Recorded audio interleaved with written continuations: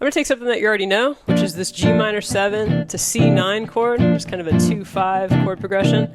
And if we look at this, we'll find that the only really important note that changes between these two chords is this note F, which half steps down to E. So it's the flat 7 of that 2 chord, half stepping down to become the 3rd of the 5 chord there, so F to E. The reason why that's cool is that you can use your other G minor 7 voicings to find more C9 chords and find this groove in other places. So here's our D string root G minor 7 chord. If we lower this F to E, we have a C9 chord. Here's a C shape or B string root G minor 7. If we lower that F to E, here's our C9. Here's a G shape or G string root G minor 7 chord. If we lower that F to E, there's our C9 chord. And this is also the shape for E minor 7 flat 5. So now you know some different voicings for E minor 7 flat 5.